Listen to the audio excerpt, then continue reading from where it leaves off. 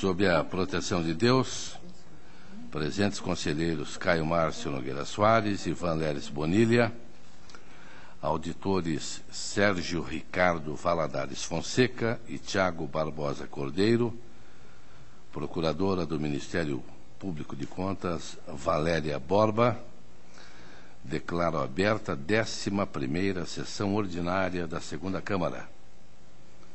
Submeto a ata número 10, de 10 de abril de 2013, para homologação. Está aprovada. Conforme regimento interno, oportunidade para comunicações, inclusão em pauta e devolução de processos. Palavra livre. Auditor,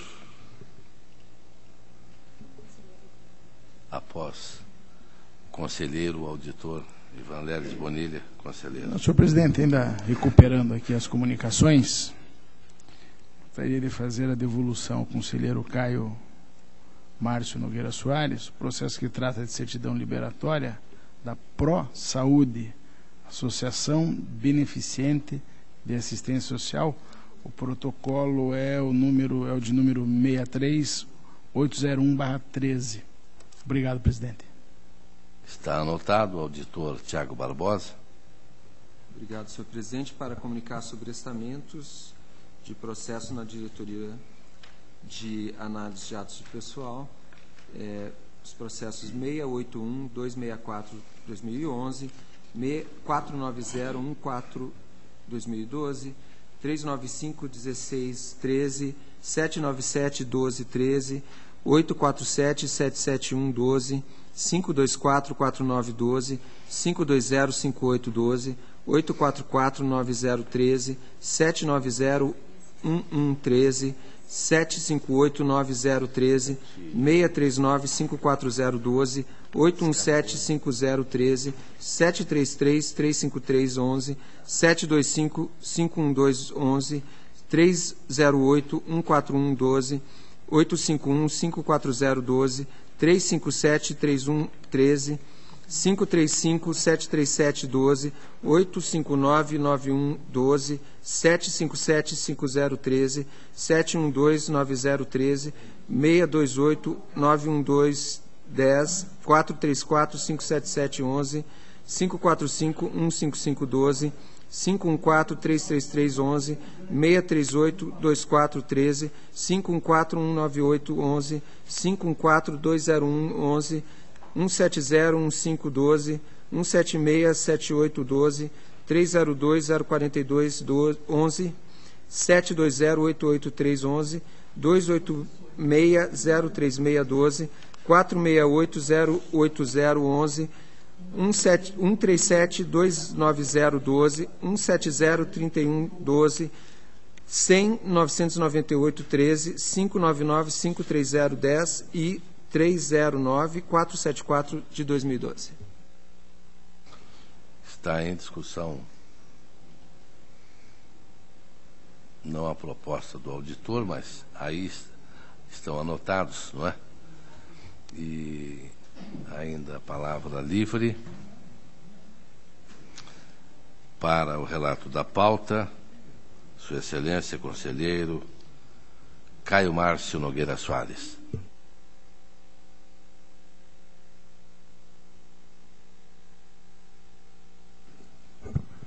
Ilustre presidente, conselheiro doutor Batista, caros componentes da segunda Câmara. Inicio com prestação de contas municipal 144-215-01, Associação Regional de Saúde do Sudoeste do Paraná. Prestação de contas do exercício financeiro de 2000, Diretoria de Contas Municipais, após o contraditório, concluiu que as contas são regulares, ressalvando a ausência do índice contendo denominação e paginação dos documentos integrantes do processo, mas que esta ausência não causou nenhum prejuízo. Ressaltou a diretoria a obrigatoriedade deste índice e o Ministério Público acompanhou a diretoria e a proposta de voto é pela regularidade com ressalva das contas do senhor José Krestiniuk, presidente da associação. Eu voto. Está em discussão. Aprovado. 7598792, um alerta, município de Lunardelli, o interessado é Célio Pinto de Araújo. Procedimento de alerta, em razão da execução de despesas em percentual superior a 95% do limite, para a despesa total com pessoal relativa ao período de apuração encerrado em 30 de 6 de 2012. Oportunizado o contraditório, o responsável não se manifestou. Diretoria de Contas Municipais, considerando que a situação não foi alterada pela ausência de manifestação do responsável, entendeu que o município permanece em situação de alerta, impondo-se as vedações contidas na Lei de Responsabilidade Fiscal.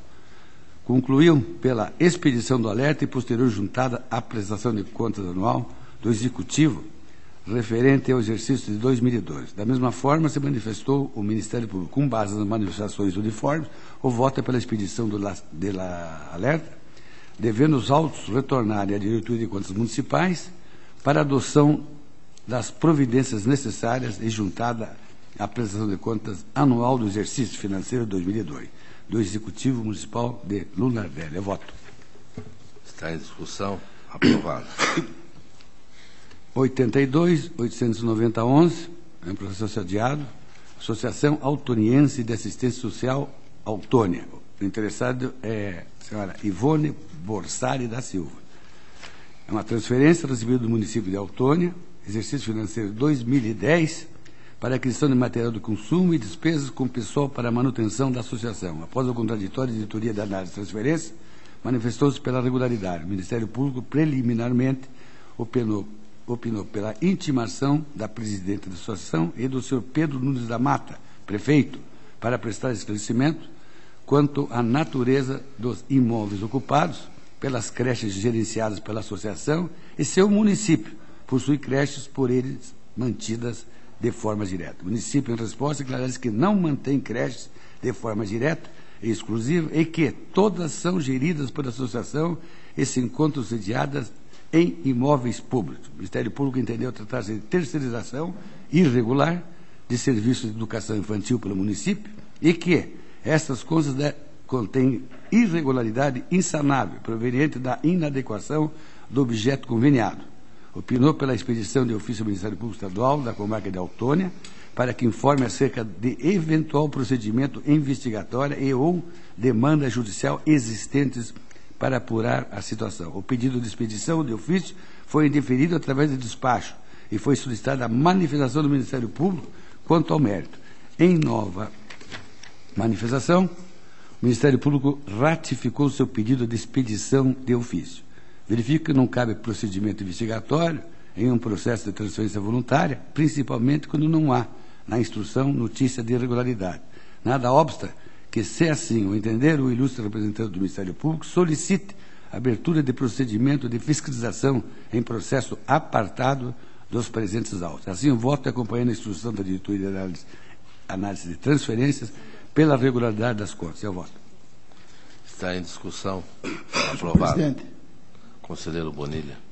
Esse processo, como bem mencionou o conselheiro Caio Márcio, eu pedi vistas porque, de certo modo, me convenceu a intervenção do Ministério Público, haja vista a quantidade de recursos que nos últimos 4 anos foi destinada a essa entidade, quase 4,5 milhões de reais, e o Ministério Público, e pode confirmar a procuradora que dá a honra da sua participação nessa sessão, além do envio ao MP da comarca da Autônia, não sei se é Autônia comarca, enfim, mas encontra uma certa, encara com desconfiança a sessão ou o auxílio que é prestado a 7 creches, todas sediadas em imóveis públicos, e não havendo creches mantidas de forma direta e própria pela municipalidade, segundo estado contraditório. E também acontece, senhor presidente, que por ocasião do retorno da diligência que foi deferida aos questionamentos, a DAT não faz uma análise de mérito. Então, eu acho que a DAT, dentro da sua responsabilidade e do instrumental capaz que tem para analisar e esclarecer, poderia, nesse segundo momento, também ter se manifestado. De modo, senhor presidente, que eu vou divergir do voto do relator, para, ao invés de julgar legal e absolutamente correto a prestação de contas, para que também não julguemos ilegal, mas pelo menos tenhamos a oitiva da DAT, que poderá nos trazer um quadro tecnicamente mais afinado e possibilitando, inclusive, uma análise de mérito, no segundo momento, por parte do Ministério Público. Então, senhor presidente, eu insisto aí, vou pedir com todo o respeito, vou divergir do relator para que se faça, primeiro, a expedição desses documentos à comarca de Autônia, inclusive solicitando àquele órgão do MP que, se tiver alguma contribuição a dar nessa prestação de contas, que remeta para cá esses documentos. E também para que a DAT possa fazer uma análise com as novas informações, inclusive essa que acabei de citar, da utilização pelas 7 creches de imóveis públicos municipais. Conselheiro Caio Márcio. Não dá óbvio a solicitação. Então, ele solicitou vista, não? Não, o conselheiro Bonilha tinha vistas, está agora propondo que nós ouçamos o Ministério Público da comarca de Autônia. Sim.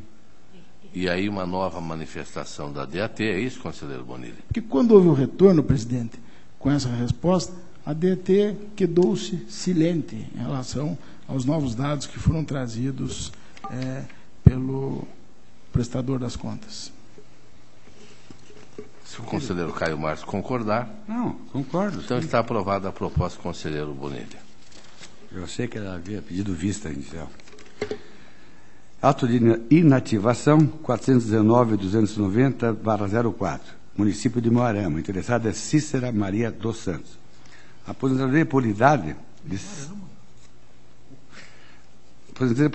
de servidora no cargo de auxiliar de serviços gerais.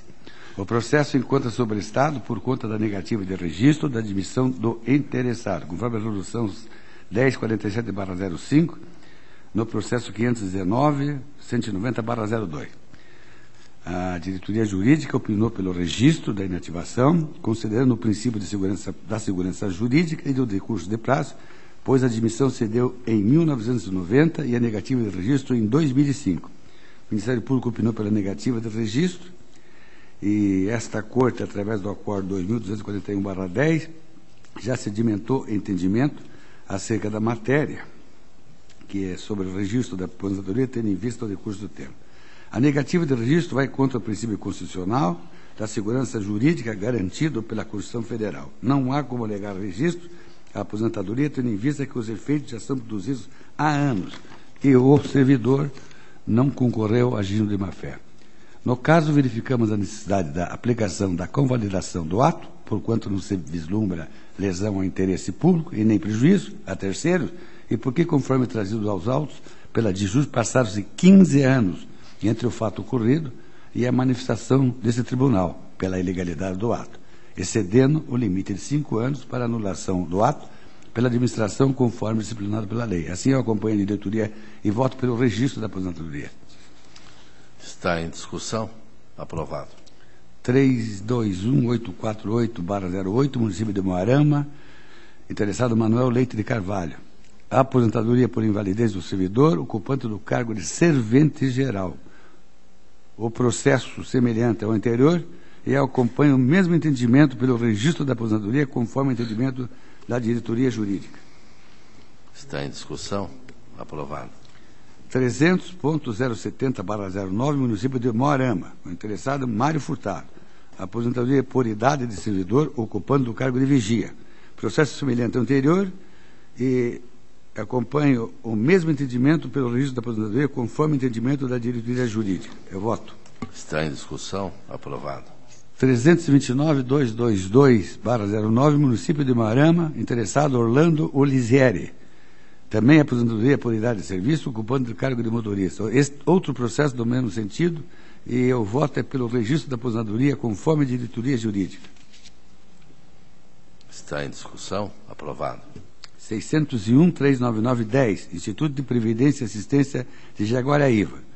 Aposentadoria por invalidez da servidora Maria Aparecida Leite, ocupante do cargo de telefonista. Preliminarmente, a diretoria jurídica solicitou esclarecimentos por conta da ausência dos documentos exigidos pela Instrução Normativa 46/2010 desse tribunal. Mesmo após devidamente intimado por diversas vezes, o órgão providenciário não se manifestou.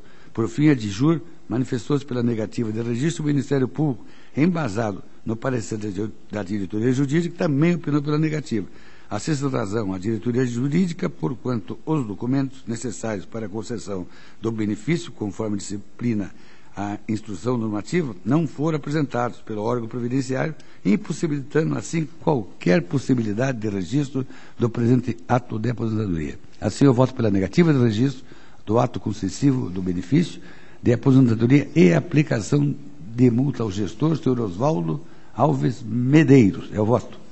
Está em discussão. Aprovado. Pensão 252.084.10, município de Piraí do Sul. Pensão previdenciária concedida à senhora Leni Labres de Souza por lei municipal. Constatou a diretoria jurídica que o processo não está instruído com a documentação exigida pela Instrução Normativa 46/2010. Em resposta, o município informou que a lei municipal é o único documento que consta em seus arquivos. A DIJUR manifestou-se por nova diligência, solicitando outros esclarecimentos, bem como os demais documentos previstos na instrução normativa. Após o retorno, ressaltou a DIJUR que não se pode chegar a uma conclusão de que grau de parentesco possuem a pensionista Leni e a geradora da pensão, senhora Cezinanda Veiga Domingues Elvira. E esta, ao que parece, não era servidora do município. Apenas verificou que a senhora Cezinanda recebeu pensão de seu irmão, ex-servidor do município. Considerando todos esses aspectos, a diretoria jurídica manifestou-se pela negativa de registro, com a consequente revogação do benefício. O Ministério Público acompanhou a diretoria. Verifica-se impossível ferir a legalidade do ato, haja vista que a documentação necessária, para tanto, não foi juntada, mesmo ante as várias oportunidades concedidas ao município para que se manifestasse. Assim, eu voto pela negativa de registro da pensão, com imediato cancelamento dos respectivos pagamentos ao interessado. É o voto. Está em discussão. Aprovado.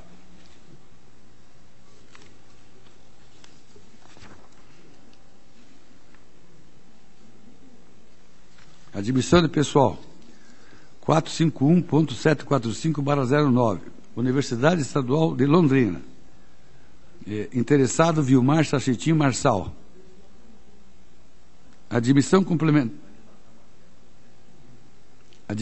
complementar para a contratação temporária de professores colaboradores de diversas áreas. A diretoria jurídica constatou que todos os requisitos de legalidade encontram-se satisfeitos e opinou pelo registro. O Ministério Público entendeu que a entidade não conseguiu comprovar a real necessidade de se recorrer à contratação temporária. Opinou pela negativa de registro. A questão está centrada na justificativa para a realização das contratações temporárias realizadas. O pré-julgado 08 enfrentou essa situação, assim como em situações similares, outras diversas decisões desta Casa foram dadas no mesmo sentido, com base no princípio da continuidade da prestação do serviço público. Assim, considerando a jurisprudência do Tribunal, o voto é pelo registro das admissões conforme entendimento da diretoria jurídica. Eu voto. Está em discussão. Aprovado. O seguinte é o 238.677/10, Universidade Estadual de Londrina. O interessado é César Antônio Cagiano Santos. Admissão para o preenchimento do cargo de professor. Diretoria Jurídica opinou pelo registro. O Ministério Público opinou pela negativa de registro. Processo semelhante ao anterior, e eu acompanho a jurisprudência dessa Casa, pré-julgado 08, e voto pelo registro das admissões, conforme o entendimento da DIJUR. Vota. Está em discussão. Aprovado. 238-867-11, Universidade Estadual de Londrina. Interessado é César Antônio Cagiano Santos e Miriam Donati. Admissão complementar para preenchimento de vagas de professores colaboradores. Diretoria Jurídica opinou pelo registro, o Ministério Público pela negativa de registro. Também esse processo acompanha a jurisprudência do Tribunal, votando pelo registro das admissões, conforme o entendimento da diretoria jurídica. Eu voto. Está em discussão. Aprovado. Senhor presidente, eu tenho aqui um embargo de declaração, que é o seguinte: o acordo a que esses embargos se refere é da primeira Câmara, deve ser relatado naquela Câmara. Então, eu solicito retirada de pauta desse processo, que é 850-187/12. Está retirado. Relatório de inspeção, 267-812, município de Manuel Ribas, Alberto Giansantes Neto e outros. Inspeção realizada pela Diretoria de Contas Municipais em cumprimento ao Plano Anual de Inspeções, referente aos exercícios financeiros de 2009 e 2010, compreendendo o período de janeiro de 2009 a abril de 2010, que resultou em relatório contendo 21 achados, apresentando irregularidades, além de recomendações e sanções aos responsáveis. Devidamente oportunizado o contraditório, os responsáveis não se manifestaram. A Diretoria de Contas Municipais manteve as conclusões contidas no relatório de inspeção. O Ministério Público ressaltou que os interessados, mesmo devidamente intimados, não exerceram o direito ao contraditório. Opinou pela irregularidade do objeto inspecionado, com as recomendações e as sanções sugeridas. Assim, motivado o contraditório, considerando a ausência de manifestação dos responsáveis, permanece o entendimento inicial da unidade instrutora e a proposta de voto é pela aprovação do relatório com a conversão em tomada de contas extraordinária. Deixo de aplicar as penalidades sugeridas, pois entendo que isso pode ser feito em época oportuna no procedimento de tomada de contas extraordinárias. É o voto, senhor presidente. Está em discussão. Aprovado. Prestação de contas da prefeito municipal. É o processo 165-690/11. O município é de Curitiba. Prestação de contas, exercício financeiro de 2010. Após o contraditório, a Diretoria de Contas Municipais concluiu pela regularidade, ressalvando o recebimento acima do valor devido pelos agentes políticos, pois houve a devolução dos valores, e ressalvando que o relatório do controle interno possui indicação de irregularidades, possíveis anomalias em relação a um convênio com a organização Esporte Cidadão, pois foram adotadas medidas cabíveis com relação aos apontamentos. Fez ainda a diretoria recomendações ao município.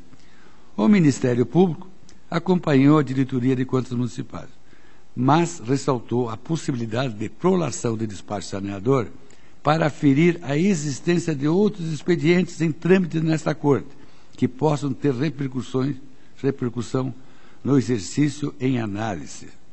É o relatório, senhor. Nestas contas, com a devida vênia... Você não vai proferir o voto? Não. Concluindo... Não, é que Vossa Excelência falou em relatório... Não, era o Vossa relatório quer inicial. discutir o relatório? Então, perfeito. Não, nada. Nestas contas, com a devida vênia, entendo que as ressalvas indicadas podem ser retiradas. Em relação ao recebimento acima do valor devido pelos agentes políticos, a unidade técnica se vale da uniformização de jurisprudência para a conversão do item em ressalva. Ressalto que a devolução dos valores se deu antes da decisão de primeiro grau, fato que caracteriza o feito como sanável e lhe confere regularidade. Quanto ao relatório do controle interno possuir indicação de irregularidade, segundo a análise técnica, o responsável demonstrou que tomou as medidas cabíveis em relação ao apontado, enviando cópias do ocorrido à Comissão Permanente de Sindicância, que remeteu para apreciação da Promotoria de Justiça e Proteção ao Patrimônio Público e pela instalação de tomadas de contas especial. Assim, considerando, no âmbito da administração municipal, todas as providências foram adotadas, não há de se falar em ressalva às contas, pois, do contrário, estaríamos imputando ao gestor uma censura em relação ao fato para o qual não concorreu. Sobre ao suscitado pelo douto procurador, prolação de despacho saneador, embora seja relevante, vale lembrar que se constituem procedimentos de análise que podem tramitar independentemente da prestação de contas pelos elementos próprios neles apontados e cujo desenlace não tem conexão obrigatória com esse processo. Assim, senhor presidente, o voto é no sentido de que se emita parecer prévio recomendando a regularidade das contas do senhor Carlos Alberto Richa, gestor de 1º de janeiro de 2010 a 29 de março de 2010, e do senhor Luciano Dutti, gestor de 30 de março de 2010 a 31 de dezembro de 2010, prefeitos do município, com as recomendações feitas pela Diretoria de Contas Municipais. Esse é o voto, senhor presidente. Está em discussão? Aprovado. O seguinte e último é o 197.904/12, o município de Santa Mônica, e o interessado Antônio Carlos Mileschi. É uma prestação de contas do exercício financeiro de 2011. Após contraditório, a Diretoria de Contas Municipais concluiu que as contas estão irregulares em função do resultado financeiro deficitário das fontes não vinculadas, sugerindo a aplicação de multa. A diretoria ainda ressalva que o relatório do controle interno possui indicação de ressalva, pois entende que as ressalvas apresentadas continuam valendo. Fez ainda recomendações ao município. O Ministério Público acompanhou a diretoria. Entendo que a irregularidade apontada pode ser convertida em ressalva, pois o município não conseguiu afastar o déficit correspondente a 0,25% da receita arrecadada. E conforme o entendimento jurisprudencial, esta Casa tem se manifestado pela aplicação de ressalva às contas sem aplicação de multa. Assim, eu voto no sentido de que se emita parecer prévio recomendando a regularidade, com ressalva das contas do senhor Antônio Carlos Mileschi, determinando ao atual prefeito do município que tome providências visando evitar a reincidência das ressalvas apontadas com a recomendação feita pela Diretoria de Contas Municipais. Esse é o voto, senhor presidente. Está em discussão? Aprovado. Senhor presidente, constava na minha pauta, agradeço a atenção de Vossa Excelência e dos demais membros desta Câmara. Agradeço o conselheiro Caio Márcio, concedo a palavra à Sua Excelência, conselheiro Ivan Leles Bonilha. Senhor presidente, demais presentes a essa sessão, primeiro processo da pauta é o 13.3640/13, embargos de declaração que foram propostos pelo Ministério Público de Contas, sob o argumento de que o acórdão 277/13 da segunda Câmara teria se omitido quanto ao que prevê o artigo 267 do Regimento Interno, mais precisamente em razão dos reflexos da decisão embargada, que aprovou parcialmente o relatório da inspeção realizada no município de Diamante do Norte, sobre as contas do Executivo Municipal e do regime próprio de previdência. Ocorre, senhor presidente, que esse artigo 267 do Regimento Interno estabelece, comanda, que, ao apreciar um processo relativo à inspeção ou auditoria, que é o caso em tela, a decisão, o relator terá que determinar ou segmentar determinações de adoção de providências corretivas por parte do responsável. E haja vista essa fundamentação, os embargos foram recebidos no seu efeito suspensivo e foram autuados pela diretoria de protocolo. E, em juízo primeiro de retratação, eu ratifico o recebimento dos embargos, que estão presentes os requisitos processuais previstos na nossa lei orgânica. No mérito, os embargos merecem ser providos, pois a decisão embargada realmente desconsiderou sua possível repercussão sobre as contas do Executivo Municipal e do regime próprio de previdência, que podem e estão em tramitação nesta Corte. Por tais razões, voto pelo conhecimento e provimento desses embargos para, suprindo a omissão constante no Acórdão 277/13 da Segunda Câmara, determinar que a diretoria de protocolo reproduza uma cópia desta decisão e daquele acórdão nos protocolados 17.14.59.10, 20.17.85/11 e 20.11.46/12, que são prestações de contas do Executivo que tramitam nesta Casa. E no 17.14.83/10 e no 20.18.629/11, são prestações de contas do regime próprio de previdência, nos termos do que estabelece, como já falei, o artigo 267 do Regimento Interno. É o relatório com o voto, presidente. Está em discussão. Aprovado.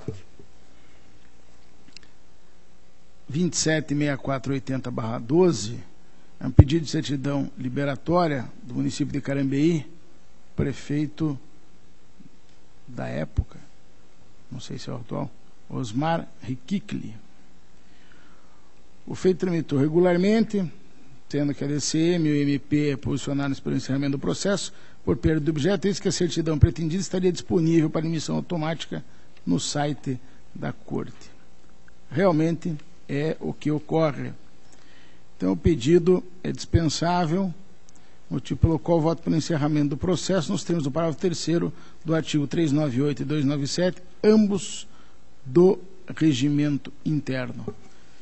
E, dito isto, uma observação deve ser feita, senhor presidente, que pese o regime de urgência próprio dos pedidos de certidão liberatória, esse processo ficou na DCM injustificadamente por mais de 10 meses, de maio de 2012 a março de 2013. Diante disto, voto pela cientificação da Diretoria de Contas e da Corregedoria Geral, ou a mim mesmo, acerca desse relato, esta última para os fins de monitoramento determinado nos autos de correição ordinária 58919/12, despacho 248 de 2013. É um relatório com voto, presidente. Está em discussão. Aprovado.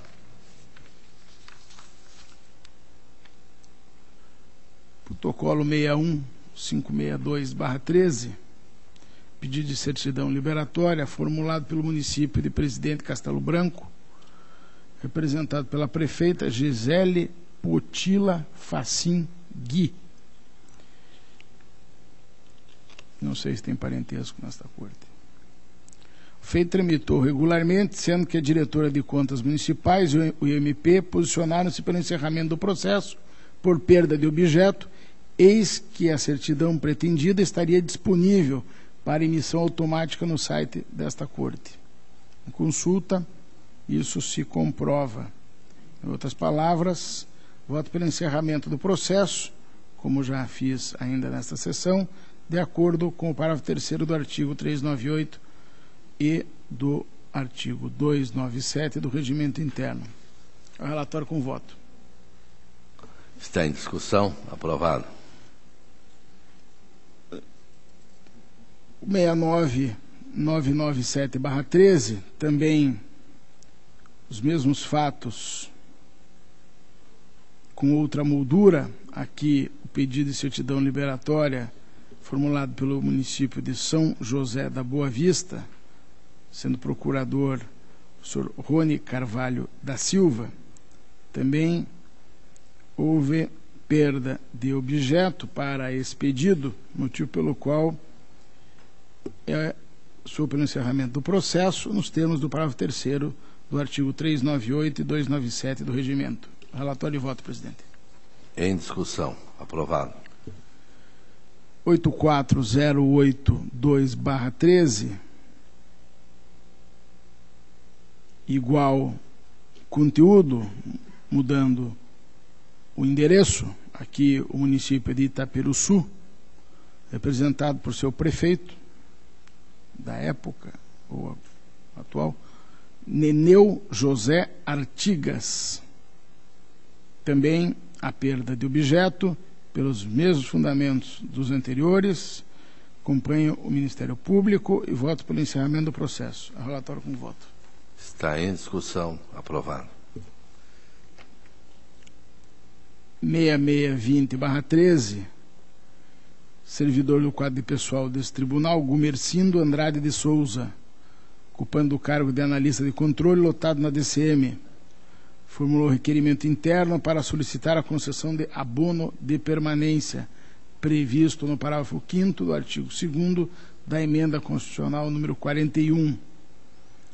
DGP constata que o requerente completou idade mínima para aposentadoria em 23 de fevereiro de 2011, ou seja, 53 anos, que na data da instrução o requerente contava, janeiro deste ano, com 20 anos, 8 meses e 26 dias de efetivo exercício no cargo, na carreira que ocupa, e 37 anos, 4 meses e 29 dias de contribuição, o que em 15 de janeiro o requerente completou o tempo de contribuição acrescido do respectivo pedágio, 20%, necessários para a aposentadoria com proventos reduzidos.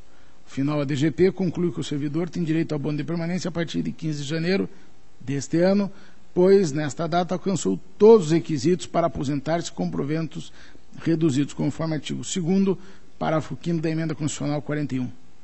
Através do parecer, a DIJUR opinou pelo deferimento do pedido. Por sua vez, a Paranaprevidência afirmou que o servidor contribuinte preenche os requisitos para a aposentadoria, conforme se verifica da petição inicial.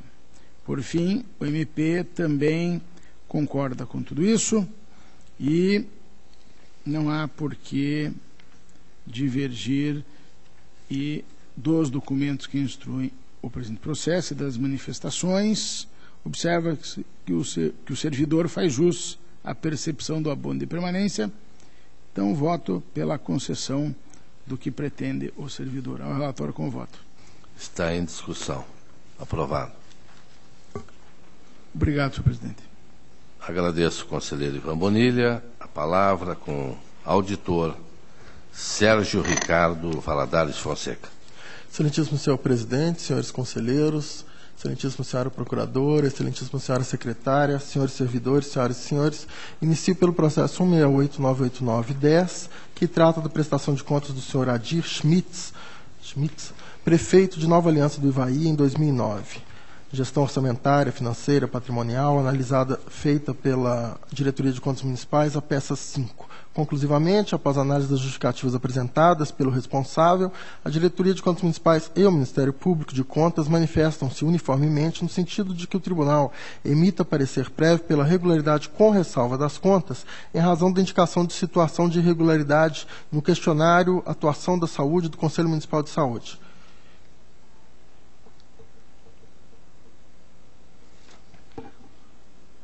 Conforme eu cito aqui o trecho da unidade técnica, matéria já discutida várias vezes nessa sessão, a unidade técnica mesma afirma, tendo em vista os esclarecimentos apresentados pela administração e considerando que o assunto está em processo de desenvolvimento e que da abordagem em questão as administrações tomaram conhecimento, apenas por ocasião da webconferência realizada em 3 de março de 2010, a qual indicou aspectos de controle e demonstrou o potencial de atuação dos conselheiros na formulação de programas, esta diretoria entende que nas contas em exame as deficiências podem ser convertidas em ressalva.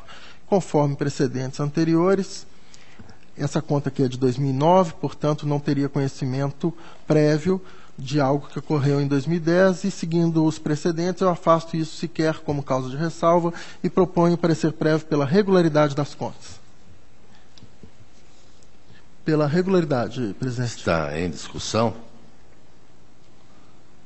auditor Valadares relata o menor município do Paraná, Nova Aliança do Ivaí. Está aprovado. Os pequenos podem ser muito grandes. Senhor presidente, processo 186-561-10. A prestação de contas do senhor Pedro Nunes da Mata, prefeito de Autônia, no exercício de 2009.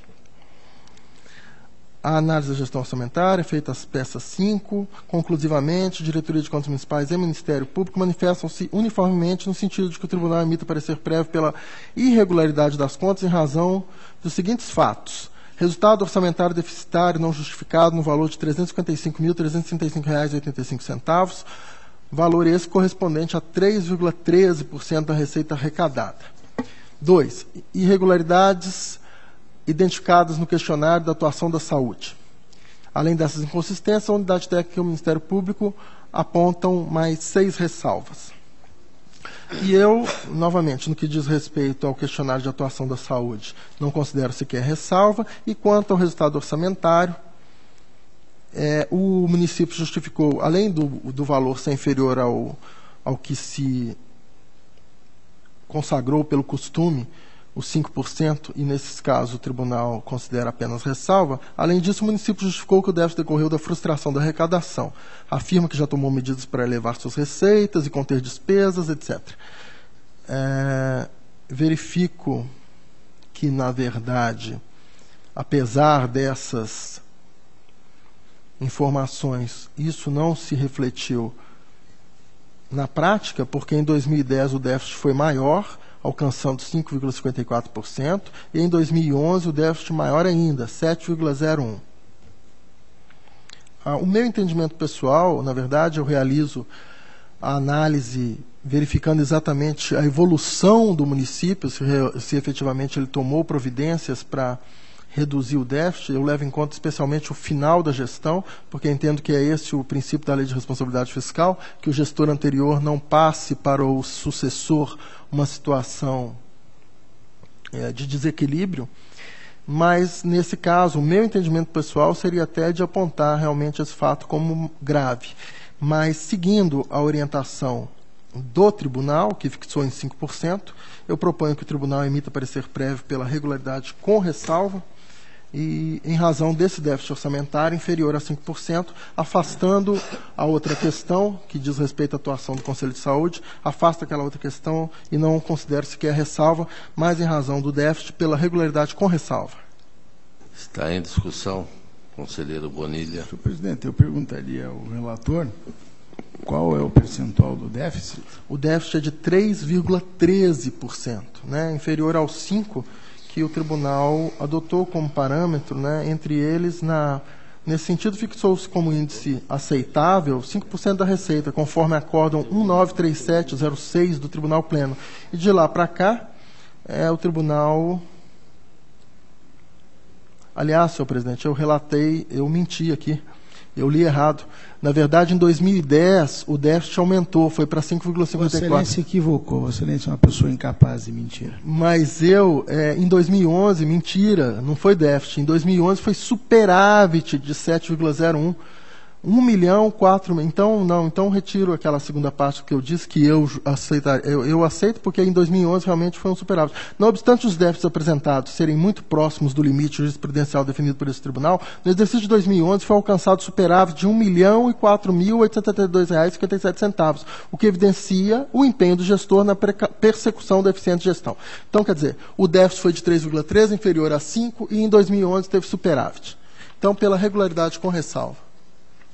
Conselheiro Bonilha, que conhece bem esta região de Umuarama, Autônia, enfim, a terra do gado no Estado. Eu já me manifestei sobre isso e volto a chamar a atenção mais uma vez. O percentual de 5% é uma convenção do tribunal. O tribunal ponderou e achou que devia chegar a esse percentual com um percentual tolerável de déficit orçamentário. Eu resisto um pouco a essa ideia de tão simplesmente constatar se atingiu ou não os 5%.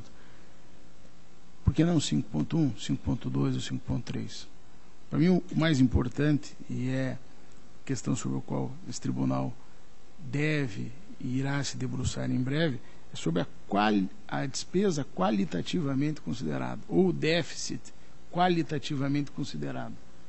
Há situações em que o déficit de 3%, 2% é absolutamente injustificável, pois patentemente produto da incúria, do mau planejamento, da malversação de recursos públicos por parte do administrador. E há situações em que déficit maior que 5% pode e se recomenda seja tolerado, haja vista a situação pretérita, a evolução e, enfim, o encaminhamento que está se dando. E Vossa Excelência parece que sublinhou que a situação futura, após a prestação de contas de 2009, foi de deterioração das contas. Se Vossa Excelência me permite? Sim. Como eu ressaltei, primeiro comungo do entendimento de Vossa Excelência de que mais importante do que simplesmente fixar um índice cabalístico de 5% é verificar a qualidade da gestão. Então, por exemplo, se o déficit é esporádico e se deve, por exemplo, a uma despesa de capital, como eu já tive a oportunidade de me manifestar, inclusive fui vencido, mas num caso em que o déficit resultava de uma despesa de capital, ou seja, não é uma despesa, é um investimento, que a contabilidade pública entende como despesa, mas é um investimento, isso poderia ser relevado, como está propugnando Vossa Excelência, quer dizer, não foi um desperdício em despesa corrente, em pagamentos, etc., em pagamentos correntes que não produzem nada, mas uma despesa de capital. Neste caso aqui, o que eu disse foi o seguinte, vamos raciocinar juntos aqui, o mandato se encerra em 2012, ou seja, 2009 é o primeiro ano do mandato, havia um déficit. No segundo ano do mandato, 2010, outro déficit. E em 2011, terceiro ano do mandato, um superávit expressivo de R$1.004.872,57%, equivalente a 7,01%. Então, eu verifico que efetivamente foram tomadas medidas para corrigir o déficit. Segundo lugar, ainda que assim não fosse, eu proporia ressalva em respeito ao, digamos, número cabalístico fixado pelo tribunal, de 5%. Mas não é só isso. Nesse caso, houve sim uma melhoria e foram adotadas medidas conforme se vê em 2011, ao contrário do que eu havia dito inicialmente, não é? Em 2011 houve um superávit significativo. Pergunta a Vossa Excelência se esclareci. Em votação, conselheiro Bonilha. Acompanha o relator. Então está aprovado. O processo seguinte é o 166-211-11, que trata da inativação da senhora Marilda Fernandes Subtil, no cargo de professora do município de Almirante Tamandaré. A diretoria jurídica entende que deve ser negado o registro em face da ausência de dados sobre a admissão da servidora em 1º de março. Só um minuto, esse processo está adiado?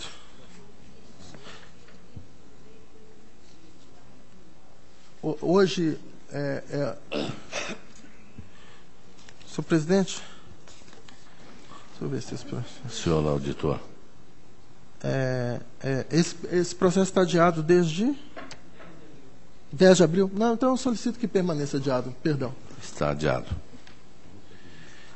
O processo seguinte está em vista, o 5º item da pauta também está em vista, então eu passo ao processo 657-592-11, que trata de contratação por prazo determinado da senhora Sandra Aparecida Elger ou Elger Gonçalves e Sandra Maria de Oliveira Pacheco e do senhor Tássio Fonseca Demarque, no cargo de professores temporários, nos termos dos contratos de regime especial, as páginas tais. A diretoria jurídica, por meio do parecer 5298-12, opina pela legalidade e registro das admissões. A seu turno, o Ministério Público de Contas, por meio do parecer 17.013-12, divergindo da unidade técnica, opina pela negativa de registro, das admissões que tiveram como fundamento o afastamento de outra professora da instituição em função de licença maternidade e insuficiência de cargos, fatos que, segundo o Ministério Público, não justificam novas contratações por prazo determinado. Essa é a famosa questão dos professores universitários. Eu tenho um voto mais ou menos padrão, em que faço várias considerações, né? Não são infundados os protestos do Ministério Público. De fato, o problema das contratações de pessoal pela universidade é crônico na administração do Estado do Paraná. Trata-se, sem dúvida, de uma necessidade permanente, mas cuja solução transcende a competência dos senhores reitores e diretores, que, impossibilitados de realizar o concurso público para a contratação definitiva, devem, acima de tudo, manter as atividades de indiscutível interesse público das universidades. Em meio a esse dilema, recorre-se frequentemente ao processo seletivo para a contratação temporária. E esse voto é tão antigo que ainda existe o trema. Existia. Então, senhor presidente, eu faço uma série de contratações, transcrevo o acórdão, trecho do acórdão 46309, da relatoria do ilustre conselheiro Fernando Augusto Melo Guimarães, que expôs nitidamente os contornos do conflito envolvido na contratação de professores temporários por teste seletivo. Então, transcrevo, e naquela ocasião, quer dizer, foram fixados parâmetros para... Eu leio apenas a conclusão, destaque-se apenas que, além da apresentação de justificativas plausíveis, deverão ser respeitados os princípios da proporcionalidade e da razoabilidade nas contratações temporárias. Então, deixei de ler 3 páginas do voto do conselheiro Fernando, mas irretocáveis as considerações do ilustre conselheiro Fernando Augusto Melo Guimarães e da proposta por ele apresentada e acolhida por unanimidade nos termos do acordo 46309 pleno. Penso que o Tribunal de Contas tem fundamental papel como vetor de aperfeiçoamento da atuação do Poder Executivo, no sentido de maximizar a eficácia dos princípios e regras fixados na Constituição da República. Com efeito, isso também se aplica à observância do Instituto do Concurso Público, ao qual a Constituição de 88 reservou indiscutível relevância. Nesse momento, contudo, diante da constatação de que, no presente caso, não houve violação aos princípios da moralidade, publicidade e impessoalidade, proponho que se mantenha o entendimento que esse tribunal vem apresentando em situações semelhantes, no sentido de serem as admissões julgadas legais.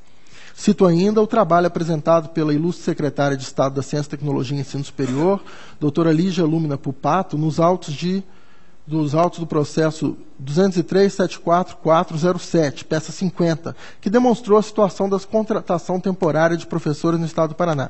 Isso foi uma solicitação da Câmara, inclusive presidida por Vossa Excelência, conselheiro Nestor, que a Câmara, acatando então essa proposta, determinou que a Secretaria de Estado apresentasse um estudo sobre os percentuais de professores temporários. No mencionado trabalho, então, a Secretaria de Estado informou que foi realizado um estudo no ano de 2005 pela Secretaria de Estado da Ciência, Tecnologia e Ensino Superior, mediante o qual se constatou a existência de aproximadamente 22% de professores temporários em relação ao total de professores vinculados a instituições estaduais de ensino superior no Estado.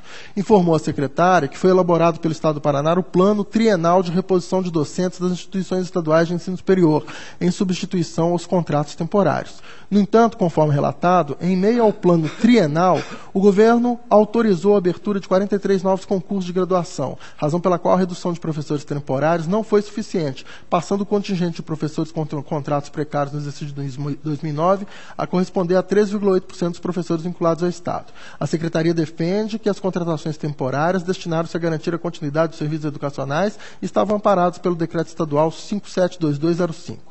Todavia, a Secretaria de Estado da Ciência, Tecnologia e Ensino Superior encaminhou à Secretaria de Estado da Administração e Previdência plano bienal com a previsão de redução do contingente de professores com contratos temporários a 5% do total do Estado, o que garantiria a continuidade do serviço em face de eventuais afastamentos de professores efetivos. A Secretaria de Estado apresenta quadro comparativo de percentuais de professores temporários, demonstrando o cenário em fevereiro de 2010. E aí, senhor presidente, senhores conselheiros, o quadro apresentado é o seguinte. Na Universidade Estadual de Maringá, são efetivos 1.230, ou eram efetivos em fevereiro de 2010, 1.237 professores, temporários 206. Na Unicentro, 474 efetivos, 242 temporários. E em Campo Mourão, salvo engano, FECILCAM, 107 efetivos e 44 temporários. Do total. Então, ao final do estudo encaminhado, alega a secretária de Estado que as medidas encaminhadas ao governo estadual poderão aproximar o índice de 5%. Acompanhando o meu entendimento anterior, já ratificado pela segunda Câmara deste tribunal, proponho que sejam tomadas as medidas de monitoramento da contratação de servidores e professores temporários nas universidades públicas. E aí, eu submeto isso especialmente ao colegiado e ao conselheiro Ivan Bonilha. Não é que, se não me engano, é o supervisor da inspetoria que acompanha as universidades, salvo engano. Não é isso, conselheiro Ivan? Isso. Então, seguindo essas diretrizes já tomadas pela Secretaria de Estado da Ciência, Tecnologia e Ensino Superior, entendo que deve haver um acompanhamento pela inspetoria responsável, a fim de que o tribunal também participe da fiscalização das entidades, porque isso se mostrou produtivo, especialmente, se não me engano, na gestão do conselheiro, quando o conselheiro Fernando esteve à frente dessa supervisão, inclusive conseguindo alguns ajustamentos de conduta que contribuíram para melhorar esse aspecto. Em razão do exposto, com fundamento no artigo 15, parágrafo 1º da Lei Complementar 103 de 2005, proponho a esta segunda Câmara que julgue legal e determine o registro das admissões ora analisadas.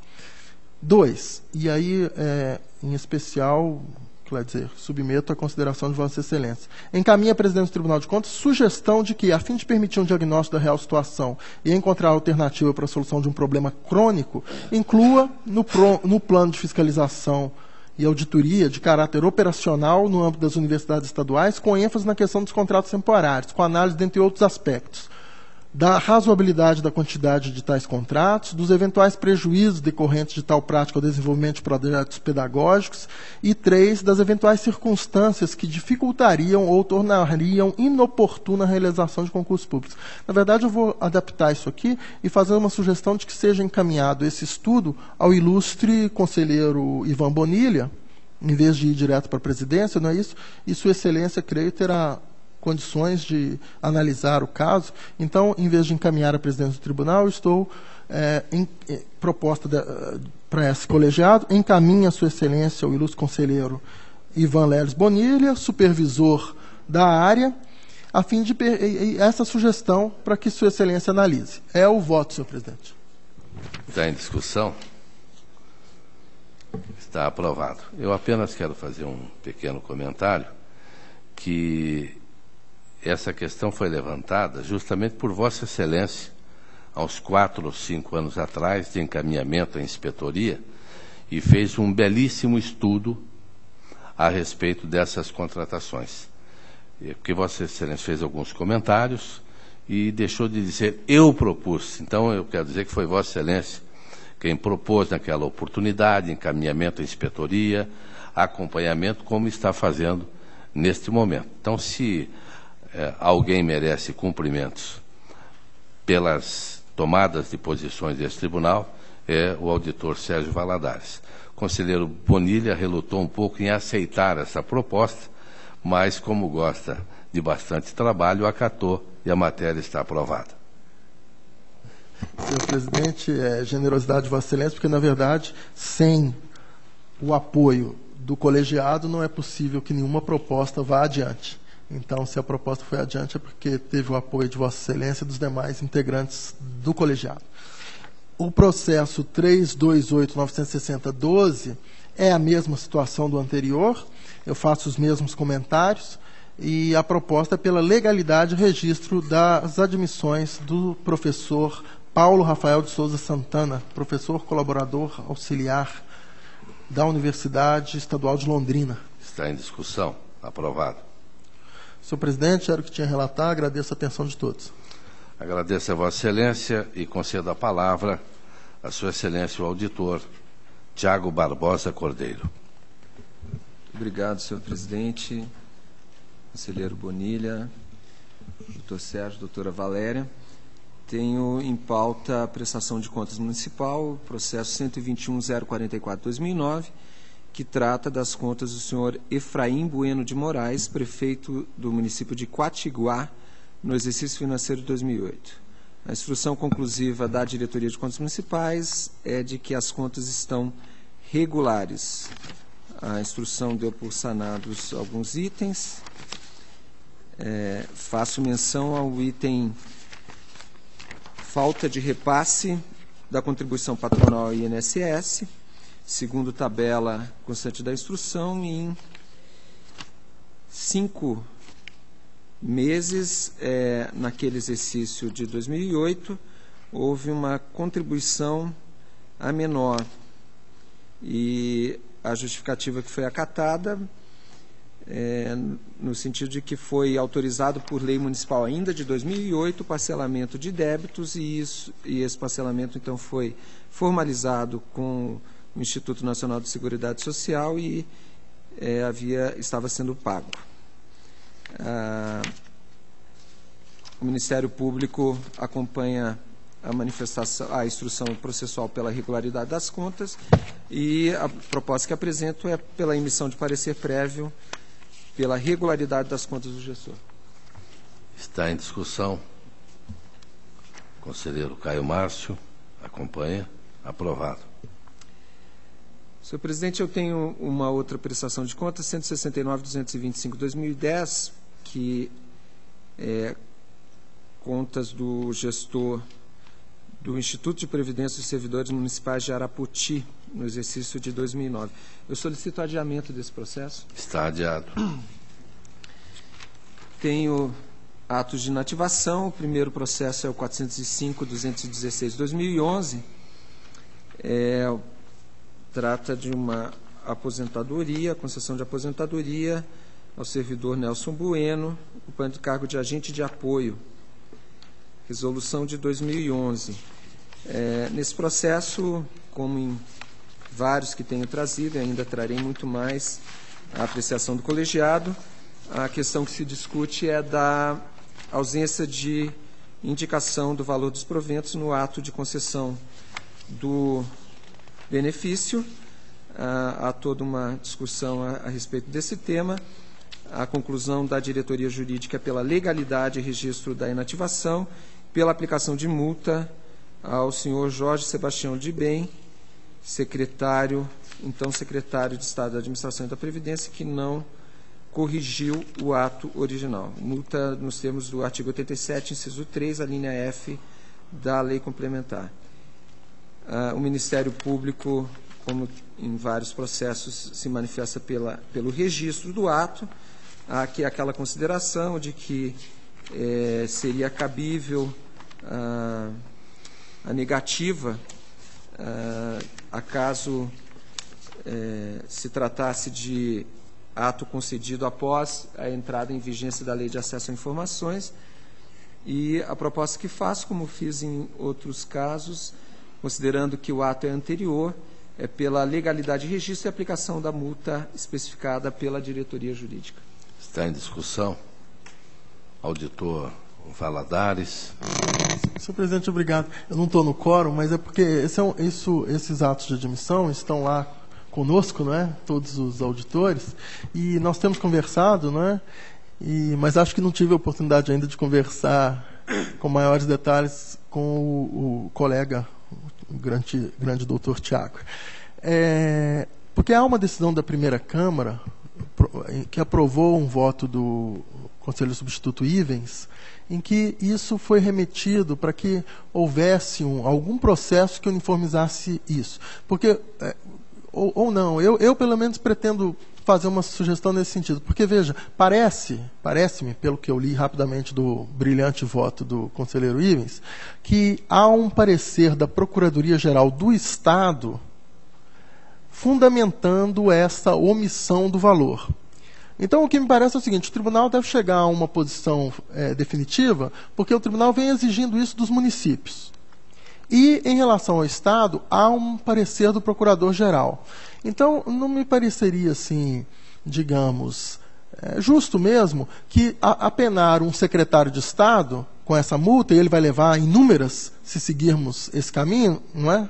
Ele vai levar quantos forem os atos de aposentadoria ou de inativação, ou que seja, sem o valor, ele vai ser multado. Então, não me parece que seria razoável impor essa multa ao secretário se ele está baseado, se ele está fundamentando o seu ato num parecer do Procurador-Geral do Estado. Então, é essa ponderação, e não sei, senhor presidente, se não seria o caso de levarmos isso, Vossa Excelência sabe melhor do que eu, para o plenário, para que o plenário instaurasse um processo qualquer de uniformização de jurisprudência, ou pré-julgado, ou seja lá o que for, para ouvir o senhor Procurador-Geral do Estado e para que o tribunal, parece uma questão menor, mas o tribunal tem uma instrução normativa que exige a publicação do valor. A Lei de Acesso à Informação exige. O Supremo Tribunal Federal, se entrarmos no site, estão lá os salários de todos os ministros, de todos os servidores. Mesma forma, o Tribunal de Contas do Estado do Paraná. Então, quer dizer, parece uma questão menor, mas o tribunal tem que se posicionar. Ou se publica ou não precisa se publicar. O que não dá é ficar nessa nebulosidade. Então, a sugestão seria que isso fosse levado ao plenário, instaurado um único processo para verificar, ouvir o procurador-geral ou quem mais tem que ser ouvido e definir. Olha, tem que publicar e o tribunal vai multar quem deva ser multado. Obrigado, senhor presidente. Senhor presidente. Conselheiro Ivan Bonilha. Fiquei curioso para conhecer o parecer da Procuradoria, se é que existe. Então, esse trabalho todo que o auditor sugere, eu chamo para mim, eu vou procurar esse parecer e vou conversar com o Procurador-Geral. Peço vistas.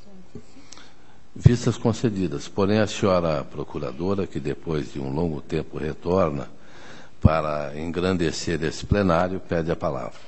Doutor Ivan, só para comunicar que essa matéria já nós, os procuradores, no nosso colégio de procuradores, nos reunimos, já temos uma posição firmada, tanto é que o doutor Eliseu vai ser a partir de então. Nós adotamos como momento paradigmático para começar a exigir essa publicação a data da decisão do Supremo, que, se não me falha a memória, tem como 14 de agosto de 2012.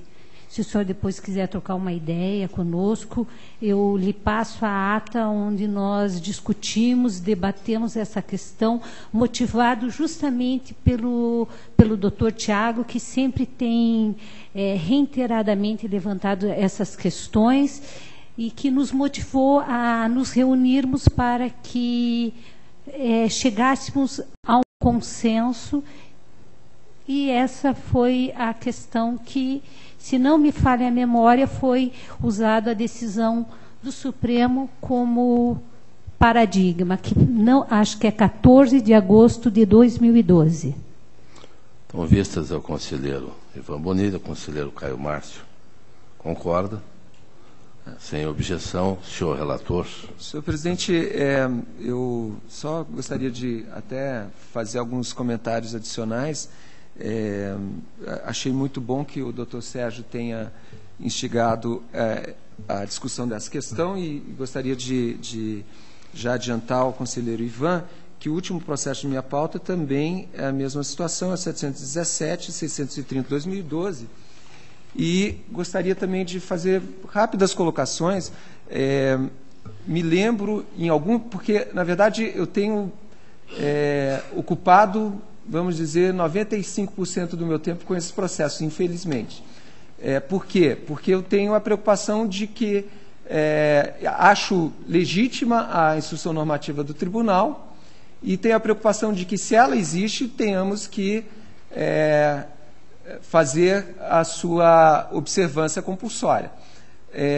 Há uma decisão do Dr. Ives, em alguns processos, inclusive já coloquei isso nos quais a Secretaria de Estado da Administração se posiciona, ela faz referência a uma informação que foi elaborada no âmbito da Procuradoria-Geral do Estado. Não sei se nesses dois processos, confesso, se isso foi levantado, me parece que um deles, sim. Eu faço uma distinção entre a decisão, o assunto que tratou a decisão do Supremo Tribunal Federal, que é a publicação dos valores de remuneração e dos subsídios, e essa questão da publicação do ato, do valor dos proventos. Eu entendo que são matérias afins, mas são, a meu ver, bastante distintas. E, diante dessa discussão toda que há, existem processos em que a diretoria jurídica, por exemplo, na semana passada, relatei, processo que a diretoria jurídica se posiciona pela negativa de registro, existe processo que ela se posiciona pela legalidade de registro, alguns processos ela propõe a multa, outros processos, como na semana passada, 2 multas, uma hora a determinação, uma outra hora que não se... Aliás, determinação não, recomendação, inclusive no último processo que fiz referência, aí tanto o Ministério Público quanto a diretoria jurídica propõe que a Secretaria de Estado, recomendação à Secretaria de Estado para que observe essa questão. Existe já, anteriormente, do conselheiro Ivan, o posicionamento da diretoria jurídica, que foi, inclusive, discutido no ano passado com o então diretor, de que essa regra deveria ser cobrada a partir da vigência da Lei de Acesso a Informações, e não, então essa posição do Ministério Público que coloca a doutora Valéria, para mim é uma posição nova. Enfim, é um assunto que eu diria que realmente o tribunal tem que resolver, porque tem ocupado um tempo enorme, tanto da diretoria jurídica, eu tenho remetido várias vezes esses processos para que a secretaria se manifeste, o ex-secretário, nesses processos, inclusive, há um problema de instrução, porque o secretário, muitas vezes o secretário que subscreveu o ato de concessão do benefício, infelizmente por falha, eu diria minha, também da diretoria jurídica, esse gestor não foi chamado ao processo.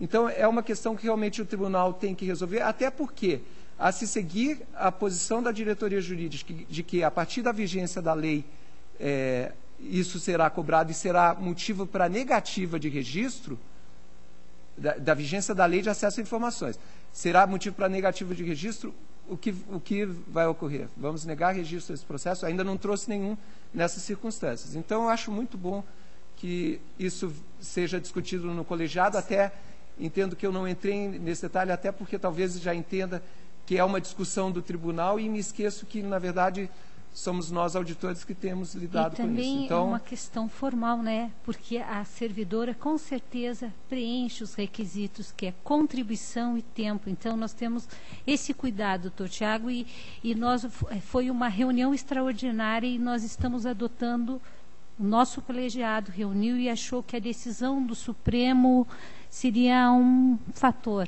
para que a gente possa aplicar a multa. Porque já rolou muitas coisas que eu acho que também nós temos que procurar dentro de uma razoabilidade, né? Então, foi esse o critério, não a data da publicação da lei. Da vigência. Isso. Certo. Mas...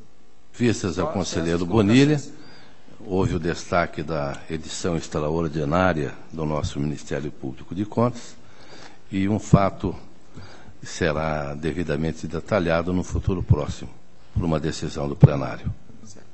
Muito obrigado, senhor presidente. Então, eu creio, eu não sei se o outro processo ficaria com vice, esse que também trata dessa matéria. O conselheiro Bonilha já estava ansioso para tê-lo como vice-presidente. Quero ver se trago um voto com mais certezas do que dúvidas. Certo. Vistas ao conselheiro Bonilha. Certo. Senhor presidente, eu tenho um ato de inativação, que é o processo 684-557-2011, que ele também contém essa questão, também está inserido essa questão, mas eu gostaria de fazer o relato dele agora para que o colegiado resolva sobre um outro aspecto que eu entendo que é bastante relevante também. Nesse caso, o processo trata de uma aposentadoria que foi concedida a uma professora. A diretoria jurídica manifesta pela negativa do registro, considerando que, apesar da certidão relativo ao tempo da servidora constar, atestar 19 anos de serviço público, 19 anos na carreira e 7 anos no cargo, verifica-se que a servidora somente completou até a data do ato de aposentadoria pouco mais de 7 anos na carreira, uma vez que ingressou no serviço público por meio de concurso em 1º de 12 de 2003, sendo que os demais períodos averbados, ainda que no cargo de professora no Estado, foram laborados sobre a égide da SLT e não podem ser computados como tempo de carreira. Aqui, o que há, segundo a diretoria jurídica, é uma ofensa ou não observância do requisito do inciso 4 do artigo 6º da Emenda Constitucional 47 de 2005, que justamente prescreve que, sobre aquele fundamento, o servidor tem que preencher, entre outras condições, 10 anos de carreira e 5 anos de efetivo exercício no cargo em que se der a aposentadoria. Então, haveria 5 anos no cargo, mas não 10 anos de carreira. O Ministério Público discorda desse posicionamento, entende que, segundo prevê o artigo 129 da Lei 6.174 de 1970, que trata do regime jurídico dos servidores civis do Poder Executivo do Paraná, computar-se-á para todos os efeitos legais, 1. O tempo de serviço prestado ao Estado do Paraná, desde que remunerado. Segundo o Ministério Público, a Constituição Federal não faz vedação quanto a este ponto, podendo ser considerados para o cálculo dos proventos de aposentadoria tanto as remunerações de origem do regime seletício como do estatutário. Nesse processo foi efetuada diligência, mas que, por falha, tratou apenas da questão de não conter o ato de concessão, o valor dos proventos, e não foi aberto prazo para que o Estado se manifestasse sobre essa questão. Eu entendo que deva retornar antes de uma eventual apreciação pela negativa de registro, mas gostaria já de ter esse ponto, se possível, do colegiado, para que seja só tratada a questão do ato pessoal ou seja tratado também como uma razão de negativa de registro, de ilegalidade do ato, essa questão. O que tenho a trazer aqui, em complemento ao que colocou o Ministério Público, inclusive por intermédio da doutora Valéria, é que há uma decisão do Superior Tribunal de Justiça que estabelece o seguinte: a teor do artigo 6º da Emenda Constitucional 41 de 2003, que trouxe uma regra de transição de aposentadoria voluntária para aqueles servidores que já estavam no serviço público na data de sua publicação, foram estipulados como requisitos cumulativos para o recebimento de aposentadoria com proventos integrais, além da idade e o tempo de contribuição, o cumprimento de 20 anos de efetivo exercício no serviço público, 10 anos de carreira e 5 anos de efetivo exercício no cargo que se der a aposentadoria. Diz a decisão: considera-se como tempo de carreira tão só aquele prestado nos cargos de mesmas atribuições, ainda que em classes distintas, não podendo ser considerado todo o período de exercício no serviço público, o qual corresponde, na verdade, ao requisito do inciso 3 da norma constitucional, então, e não seria ao requisito do inciso 4 dessa norma. Eu entendo que a matéria é controvertida, mas eu ao longo do meu aprendizado na administração pública, eu sempre entendi que carreira, quando se fala em carreira, se refere a cargos que tenham atribuições, que tenham relacionamento entre si. E, no caso, a servidora, o tempo de serviço contado, quando ela era contratada temporariamente como professora, eu entendo que não haveria o problema não só não seria um problema de ser contratado segundo a CLT, mas o fato de que aquela contratação não está inserida no âmbito de uma carreira. É uma questão controversa. Considerando, inclusive, essa decisão do Superior Tribunal de Justiça, eu me inclino a acompanhar a diretoria jurídica no quesito a considerar que há um problema, pelo menos para que a servidora seja aposentada sob o fundamento que foi apresentado no ato de concessão. Está em discussão? Eu quero manifestar a minha posição, que é acompanhando o Ministério Público pela legalidade e registro. Consulto o conselheiro Caio Márcio. Da mesma forma, senhor presidente. Conselheiro Ivan Bonilha. Da mesma forma, com a divergência.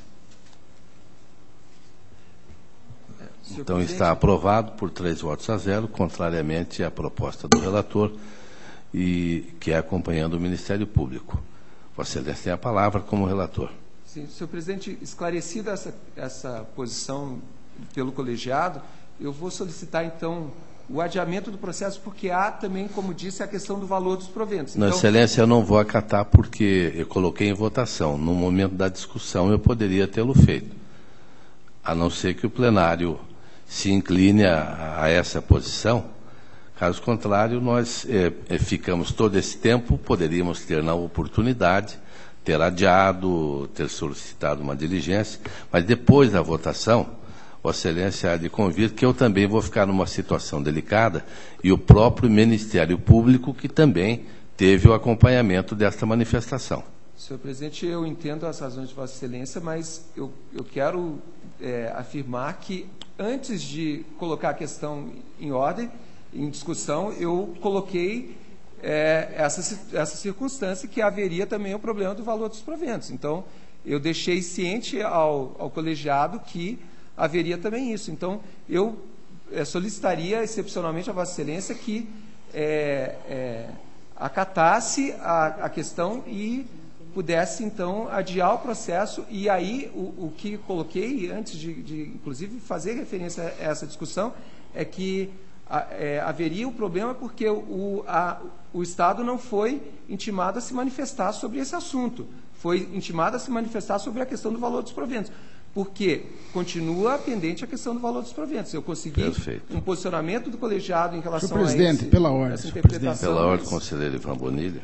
Eu tenho dificuldade em entender como é que o integrante do plenário põe em discussão um processo que ele não tem intenção de relatar.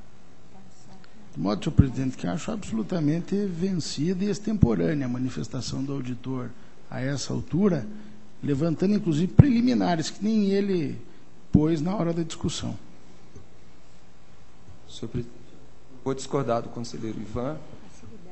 Primeiro, porque eu tenho condições de votar, como já votei nos outros processos de atos do pessoal, que sem valor de provento já tem 3 processos nesse colegiado que foi votado com a presença do doutor Ivan. É verdade, então, Excelência. A dúvida foi levantada pelo conselheiro substituto Sérgio, mas eu tenho condição de votar. Então, por favor. Não, Vossa Excelência... estou trazendo o processo sem condição de votar e fiz referência antes de colocar a questão. Não, Vossa Excelência fez referência. Mas se Vossa Excelência entendia que aquele era um ponto principal, o relato posterior do processo em outra matéria não deveria ter sido feito. Mas eu, para a tranquilidade de todos nós, o conselheiro Bonilha já se manifestou que deve permanecer a votação. Eu vou consultar o conselheiro Caio Márcio como se posiciona.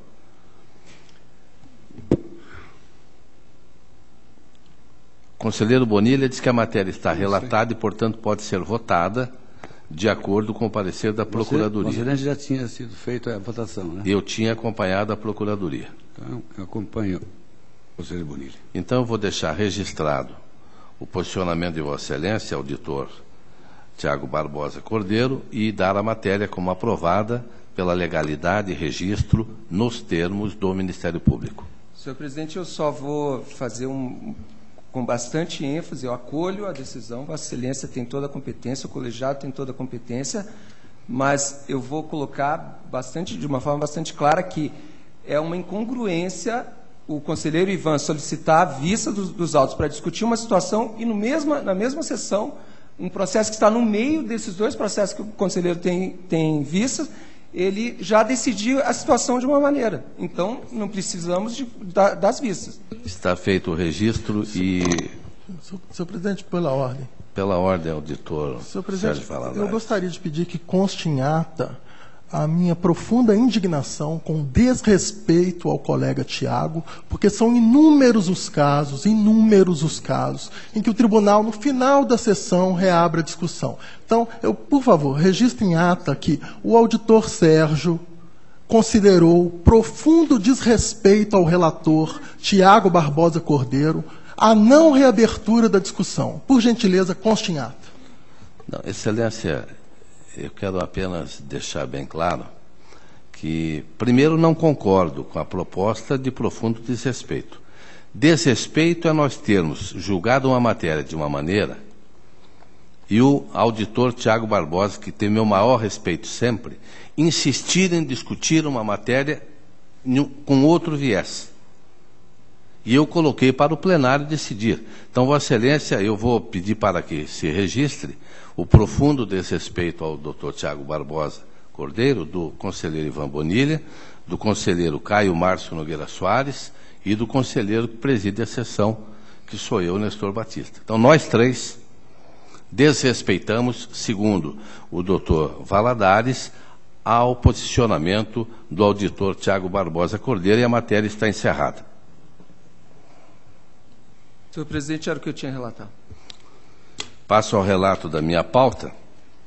Protocolo 175, 70704, Consórcio Intermunicipal de Saúde de Ivaiporã, 2003. DCM pela regularidade, Ministério Público regularidade, e esta é a proposta do relator. Está em discussão, está aprovada. O 125.589.09, Câmara Municipal de Marquinho, exercício 2008, Diretoria de Contas, regularidade com ressalva, o Ministério Público também pela regularidade com ressalva, e esta é a proposta do relator, que está aprovada. O protocolo 251.975.10, município de Piraí do Sul, trata-se de pensão concedida à viúva e à filha menor, decreto 161/2002, a diretoria jurídica opinou pela negativa de registro, haja vista a falta de documentação. O Ministério Público também destaca o descaso do município, que não se empenhou em recompor o acervo documental necessário à prova da regularidade do ato. Eu digo que me sinto um pouco constrangido, mas vou ter que acompanhar a diretoria jurídica e o Ministério Público pela negativa de registro. Está em discussão, está aprovado. A palavra está livre. A próxima sessão desta segunda Câmara, 24 de abril, quarta-feira, 14h, horário regimental. Levanta-se a presente.